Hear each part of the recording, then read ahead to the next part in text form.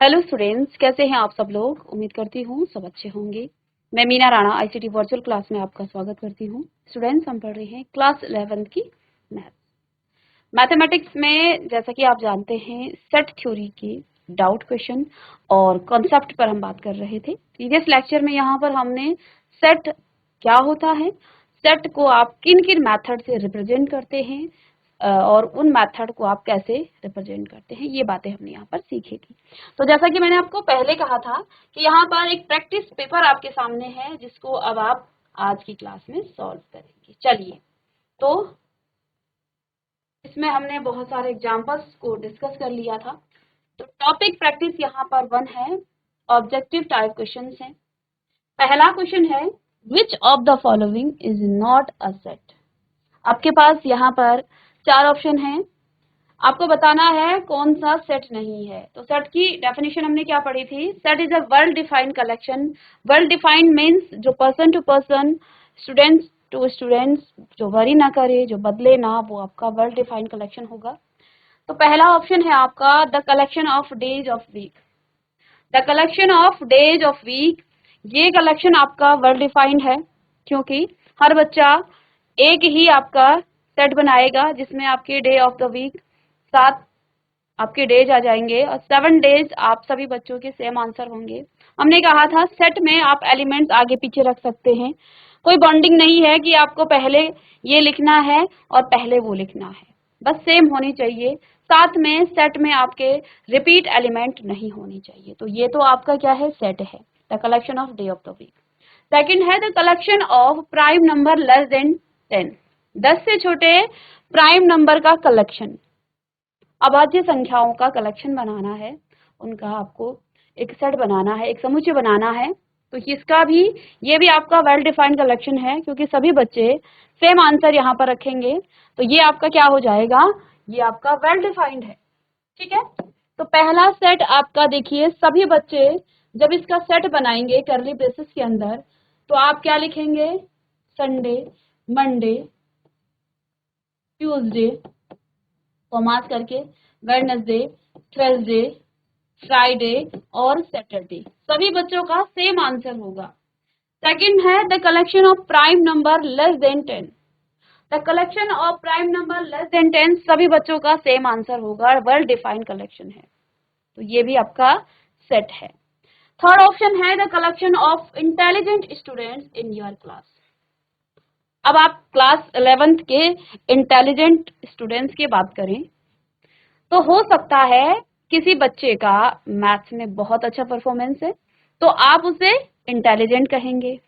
लेकिन वही बच्चा आपका हिंदी में जाके बहुत पुअर हो जाता है, होता है कई बार, उसका हिंदी अच्छी नहीं है, उसकी इंग्लिश अच्छी नहीं है, तो क्या आप उसे इंटेलिजेंट कहेंगे। तो वो उस बच्चे के लिए इंटेलिजेंट होगा जिसकी मैथ्स पुअर है। तो वो क्या करेगा, वो कहेगा भाई ये तो बड़ा इंटेलिजेंट है क्योंकि इसकी मैथ्स बहुत अच्छी है।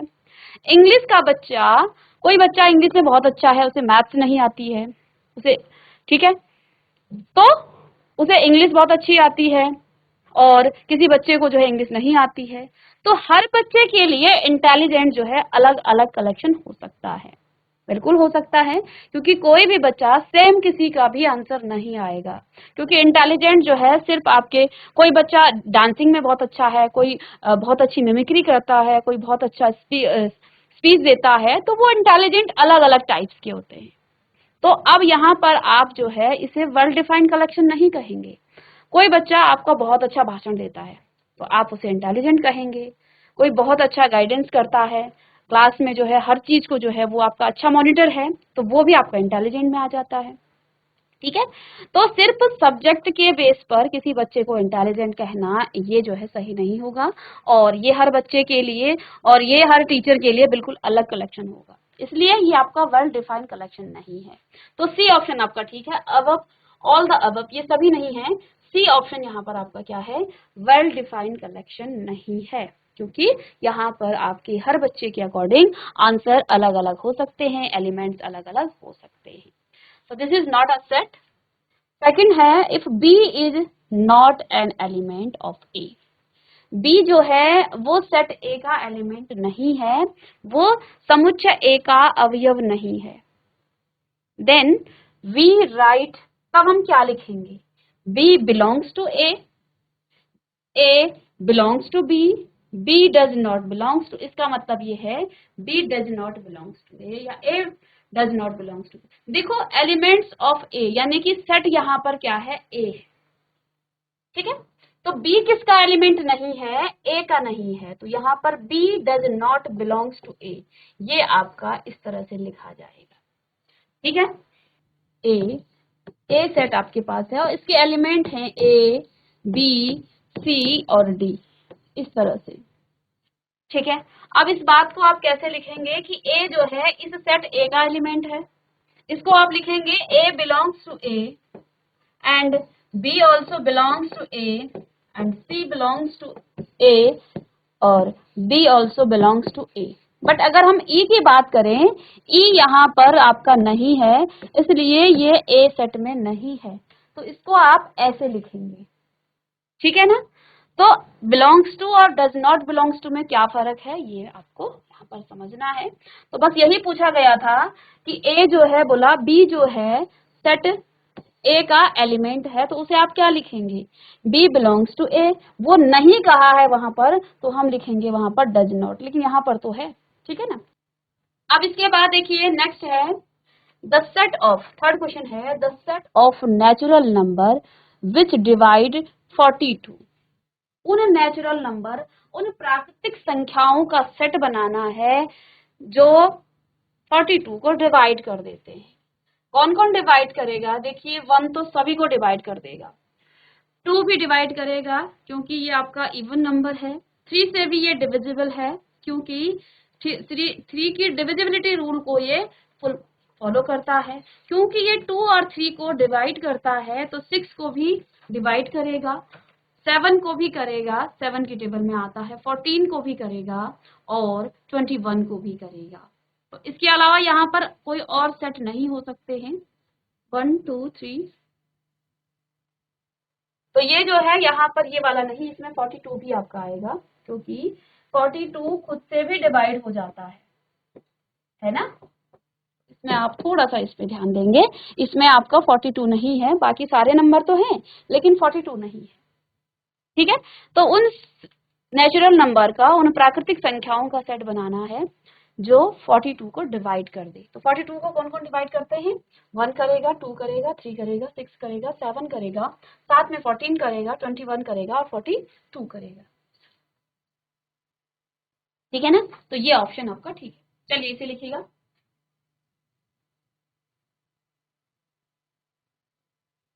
नेक्स्ट क्वेश्चन है the set of all letter in the word better in roster form. तो हमने कल की क्लास में आपको रोस्टर फॉर्म, टेबुलर फॉर्म या लिस्टिंग मेथड, 3 नाम से हम जानते हैं।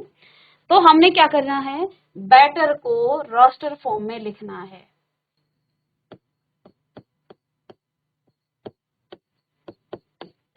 इसको रोस्टर फॉर्म में आपने लिखना है। लेट्स सपोज ये कोई सेट ए है, कुछ भी आप मान सकते हैं, हमने कल की क्लास में भी बताया था। सेट के आप डिनोट किसी भी अंग्रेजी अल्फाबेट से उसे डिनोट कर सकते हैं, ठीक है।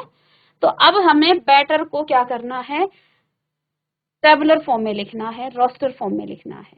तो हमने क्या कहा था कि इसके एलिमेंट को आप ऐसे ही लिखेंगे, वैसे तो यहाँ कैपिटल स्मॉल में लिखा जाता है, लेकिन इन्हीं को आपने रोस्टर फॉर्म में लिखना है, यही आपके पास। तो सबसे पहले आपके पास बी आया, हमने कहा कॉमास से हम सेपरेट करते हैं इसके एलिमेंट्स को, इसके अवयवों को।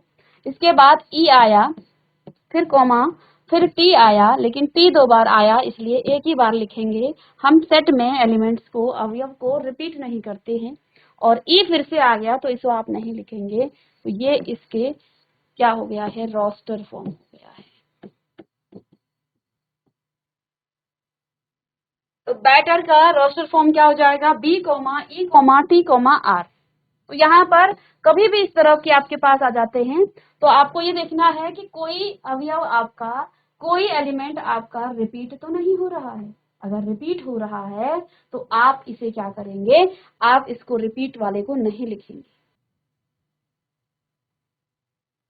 तो यहाँ पर आपका ऑप्शन कौन सा ठीक है, B comma E comma T comma R, ठीक है। इसमें बी ई और आर है लेकिन टी नहीं है, तो ये आपका गलत। बी टी आर है लेकिन यहाँ पर आपका ई नहीं है, तो ये भी गलत। तो ये आपका पहला जो ऑप्शन है वो आपका सही है, इसको आप लिख लेंगे। पहला ऑप्शन यहाँ पर आपका बिल्कुल करेक्ट है। क्वेश्चन नंबर 5 है द सेट ए। अब यहाँ सेट ए को लिखा है सेट बिल्डर फॉर्म में, x such that x is an odd natural number in the roster form is x, here x refers to। तो देखियो यहाँ पर आपको क्या करना है, हमें सेट ऑफ नेचुरल नंबर को क्या लिखना है, रोस्टर फॉर्म में लिखना है। ये सेट बिल्डर फॉर्म में लिखा है x is an odd natural number, x क्या है, ऑड नेचुरल नंबर है। पहला ऑप्शन है 1, 3, 5 और 7।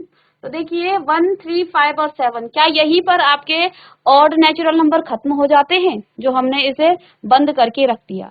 नहीं, आपके ऑड नेचुरल नंबर इन्फिनिटी तक जाते हैं, उनको आप कभी भी किसी फॉर्म में ऐसे नहीं लिख सकते हैं, उनको आप इस तरह से किसी सेट में नहीं लिख सकते हैं। सेट आप बनाएंगे तो आप इन्फिनिटी तक उस सेट को लेके जाएंगे, तभी वो जो है सेट के अंदर आएगा। तो यहाँ से देखिएगा 1, 3, 5, 7 और यहाँ पर 3 डॉट्स का मतलब है ये इन्फिनिटी तक आपका ये प्रोसीजर चलता रहेगा, यानी 1, 3, 5, 7। और आपको समझ में आ गया है कि 1, 3, 5, 7 इसका मतलब ऑड नंबर का यहाँ पर क्या आ रहा है, ऑड नेचुरल नंबर का ये सेट आ रहा है। तो ये हो सकता है, यहाँ पर लिखा है 3 से शुरू है, तो 3 से आपका और नंबर नहीं बल्कि 1 से आपका और नंबर स्टार्ट होता है। नन ऑफ दीज, ये भी गलत है, तो ये आंसर आपका बी बिल्कुल सही है। तो ये 5 क्वेश्चन आपके ऑब्जेक्टिव टाइप क्वेश्चन थे। चलिए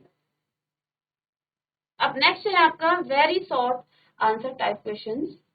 क्वेश्चन नंबर 6 से लेके 8 तक आपको बताना है which of the following are sets और जस्टिफाई योर आंसर। इनमें से कौन से सेट हैं, अपने आंसर को आपने जस्टिफाई भी करना है, ठीक है। तो देखिए क्वेश्चन नंबर 6 लिखा है the team of 11 best cricket best batsman of the world.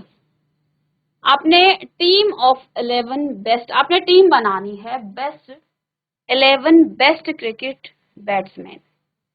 तो पूरे वर्ल्ड में कौन कौन से बेस्ट जो है आपके क्रिकेटर हैं, अगर मैं ये काम सभी बच्चों को दूंगी तो आप जो है वर्ल्ड तो छोड़िए, आप इंडिया के भी बेस्ट बैट्समैन को जो है बिल्कुल आप अलग कर दोगे, ठीक है ना, क्योंकि हर बच्चे के अकॉर्डिंग ये अलग हो सकता है, ठीक है ना।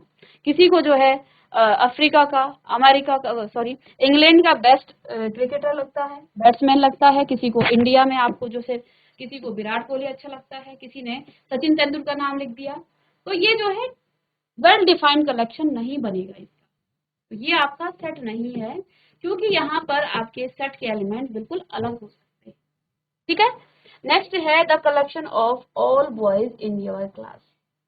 क्लास 11th के सभी लड़कों का सेट बनाएंगे तो ये एक सेट बन जाएगा, ठीक है। तो आपके जो है क्लास का, पर्टिकुलर क्लास 11 की हम बात करें तो आप सेट बनाना चाहें तो ये बन जाएगा सिर्फ आपकी, ठीक है ना। तो आप क्लास 11 के जो है बॉयज का सेट बनाएंगे तो ये आपका सेट हो जाएगा, ठीक है। लेकिन हम सभी बच्चों की बात नहीं कर रहे हैं, सिर्फ आपकी क्लास के, योर यानी कि तुम्हारी क्लास के, तो ये आपका सेट है, ठीक है। ये आपका सेट है, ये आपका सेट नहीं है। The collection of all natural number less then 100। तो 100 से कम के जो नेचुरल नंबर हैं उनका कलेक्शन, ये आपका सेट है, ये भी आपका सेट है, क्योंकि ये आपका एक वेल डिफाइंड कलेक्शन है, ठीक है ना। चलिए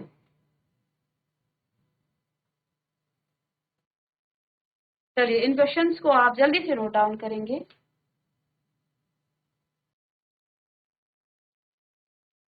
इसके बाद क्वेश्चन नंबर 9 है if a is equal to 1, 3, 5 और 15 तक यहाँ पर लिखा हुआ है और आप देख पा रहे हैं ये ऑड नंबर है, then insert the appropriate symbol belongs to or does not belongs to in each of the following। तो यहाँ पर एक सेट दिया है आपके पास, जो कि ऑड नंबर का सेट है, 1 से लेके 15 तक है। तो अब यहाँ पर आप देखिएगा कौन कौन से आपको ये सिंबल लगाने हैं बिलोंग्स टू और नॉट बिलोंग्स टू का। देखिए 1 बिलोंग्स टू सेट ए यहाँ पर हो जाएगा, क्योंकि 1 इस सेट ए का अवयव है, इसका एलिमेंट है। 6 इसका एलिमेंट नहीं है, डज नॉट बिलोंग्स टू हो जाएगा। 9 इसमें है तो ये बिलोंग्स टू हो जाएगा, और 14 इसमें नहीं है तो डज नॉट बिलोंग्स टू हो जाएगा। ठीक है ना। Write the set A is equal to X such that X belongs to Z or X square is less than 20 in the roster form। आपको एक सेट बनाना है, ठीक है, और वो सेट किस तरह का होगा, राइट द सेट A, इसको रोस्टर फॉर्म में लिखना है। तो चलिए इस क्वेश्चन को नोट करें, इन दोनों को, इसको हम नोट में करेंगे। Right the set A is equal to x such that x belongs to z, यानी कि x क्या है, x आपका इंटीजर है, और इंटीजर आप जानते हैं माइनस इन्फिनिटी से लेके और प्लस इन्फिनिटी के बीच जितने भी नंबर हैं वो सभी आपके इंटीजर हैं। ठीक है ना। तो नेगेटिव, पॉजिटिव और including zero are all are integer, ये सभी आप।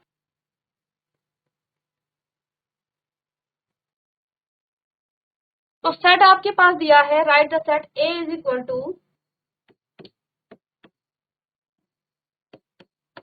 A इज इक्वल टू क्या है आपके पास, सेट, सेट है आपका x such that x belongs to z। x क्या है, इंटीजर है, और x स्क्वायर जो है वो लेस देन 20 है। इसको आपने रोस्टर फॉर्म में लिखना है। इस सेट को, जो कि आपका सेट बिल्डर फॉर्म में लिखा गया है, इस सेट को आपने रोस्टर फॉर्म में लिखना है। यही आपके पास क्वेश्चन है। चलिए तो इसे आप रोस्टर फॉर्म में कैसे लिखेंगे, रोस्टर फॉर्म या टेबुलर फॉर्म आप कह सकते हैं, या लिस्टिंग मेथड आप कह सकते हैं, 2-3 नाम है इसके। तो देखिए आपके पास x क्या है, एक तो वो इंटीजर है, लेकिन x की कंडीशन क्या है, x स्क्वायर जो है, जब आप x का स्क्वायर करेंगे तो वो आपका लेस देन 20 होगा। तो मैं x को यदि 1 ले लूं तो x स्क्वायर आपका क्या हो जाएगा, 1 का स्क्वायर 1, और ये आपका लेस देन 20 है। ठीक है, पॉजिटिव लें पहले, फिर मैं x लूं, x बराबर 2 ले लूं, तो 2 का मैं स्क्वायर करूंगी तो 4 आ जाएगा, जो कि लेस देन 20 है। ठीक है, जो कि आपका लेस देन 20 है। चलिए नेक्स्ट, आपने x की वैल्यू को 3 लिया, 3 का आप स्क्वायर करेंगे तो आपका 9 आ जाएगा, जो कि आपका लेस देन 20 है। कंडीशन यही है, कंडीशन को लेके हुए हमें चलना है। x की वैल्यू को आप 4 लेंगे और 4 का भी आप स्क्वायर कर देंगे, और ये आपका 16 होगा, जो कि आपका 20 से छोटा है। यहीं पर यदि आप x की वैल्यू को 5 ले लेते हैं तो 5 का स्क्वायर आपका 25 हो जाएगा, जो कि greater than, sorry less than था यहाँ पर, सॉरी लेस देन ही होगा, जो कि आपका लेस देन 20 ना हो के ग्रेटर देन 20 हो गया। लेकिन आपके सेट में ये कंडीशन तो है ही नहीं, कि ये लिखा है कि x क्या होगा, x आपका इंटीजर होगा, लेकिन x स्क्वायर क्या होना चाहिए आपका, लेस देन 20। लेकिन जैसे हमने x की वैल्यू को 5 लिया तो x स्क्वायर आपका क्या हो गया है, ग्रेटर देन 20 हो गया। दैट मीन्स यहाँ आप x की ये वाली वैल्यू तो नहीं ले सकते हैं। ठीक है, x का ये मान तो आप नहीं ले सकते हैं। चलिए पॉजिटिव की तरफ तो आप यहीं तक बढ़े। आइए जरा 1 से लेके हम पीछे की तरफ बढ़ते हैं, क्योंकि इंटीजर नंबर हैं, तो इंटीजर में आपका 1 हो गया, 2 हो गया, 3 हो गया और 4 हो गया है। लेकिन अब 0 से नीचे भी देखते हैं, और 0 भी देखेंगे तो यहाँ पर भी हमें जाना पड़ेगा, इंटीजर है। तो अब हम नेगेटिव नंबर की तरफ भी प्रोसीड करते हैं। तो 0 जब आप लेंगे, x इज इक्वल टू 0, तो ये आपका क्या हो जाएगा, ये आपका 0 हो जाएगा, और इसे आप स्क्वायर ना भी करें तो ये लेस देन आपका 20 है। 0 से फिर आप -1 लेंगे, x इज इक्वल टू -1, और -1 का जब आप स्क्वायर करते हैं तो आपके पास प्लस का 1 हो जाता है, ये लेस देन 20 है। ठीक है। x की वैल्यू को जब आप माइनस का 2 लें, इसका भी आप स्क्वायर करते हैं तो स्क्वायर स्क्वायर आपका 4, ये भी less than 20, x is equal to minus of 3 और माइनस ऑफ 3 का स्क्वायर करेंगे तो ये आपका हो जाएगा 9, it is also less than 20। ठीक है। और x की वैल्यू को आप तब तक आपको x का मान रखते रहना है जब तक ये लेस देन 20 आ रहा है। तो -4 का आप स्क्वायर करेंगे तो ये आपका 16 आ जाएगा और ये भी लेस देन 20। लेकिन जैसे ही आप x का मान -5 रखेंगे तो स्क्वायर होके ये भी पॉजिटिव का 25 हो जाएगा और वो ग्रेटर देन 20 होगा। यानी कि ये कंडीशन वो फुलफिल नहीं कर रही है, ये कंडीशन यहाँ पर अप्लाई नहीं होगी।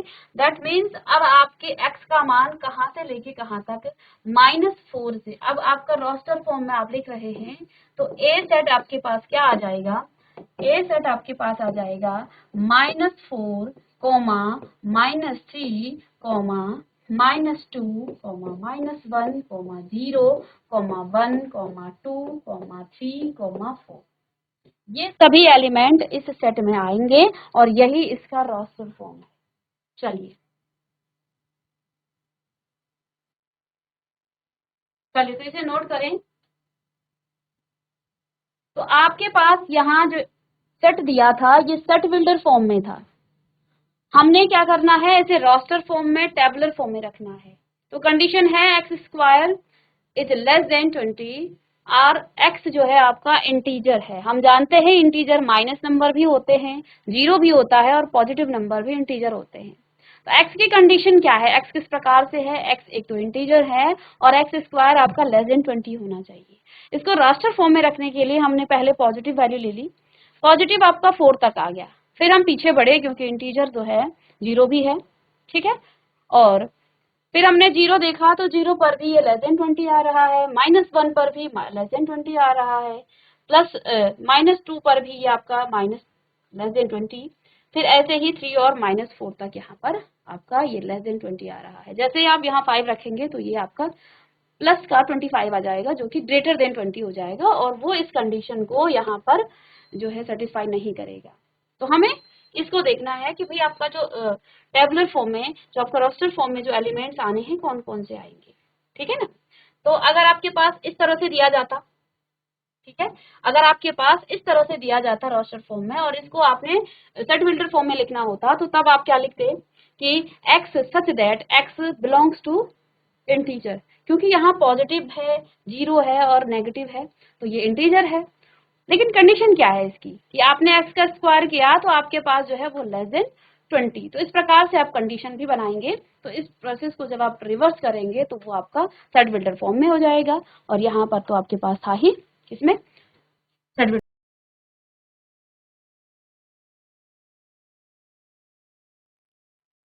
चलिए तो इसी टाइप का आपका नेक्स्ट क्वेश्चन भी है यहाँ पर जिसको आप देखेंगे क्लास क्वेश्चन नंबर 11। तो इसके जो है रोस्टर फॉर्म क्या हो गया है, यहाँ पर आप लिख सकते हैं -4 -3, यहाँ पर लिखा नहीं जा रहा है इसलिए मैं लिख नहीं रही हूँ। ठीक है। तो नोट से आप कर सकते हैं, पीछे जो हमने अपने कॉपी कर ही लिया होगा। तो यहाँ पर आप देखिए next question, right x such that x is an integer and -x जो है -3 भी है और उससे बड़ा भी है और 7 से वो छोटा है। इसको भी आपने रोस्टर फॉर्म में लिखना है। ठीक है। तो चलिए इस क्वेश्चन की करने की आप प्रैक्टिस कीजिएगा, इसके बाद मिलते हैं हम नेक्स्ट लेक्चर में। ठीक है। तो ये आपका क्वेश्चन नंबर 11, इसको आप कीजिएगा, नेक्स्ट लेक्चर में हम फिर से इसको करते हैं। तो मिलते हैं नेक्स्ट लेक्चर में, तब तक के लिए थैंक यू।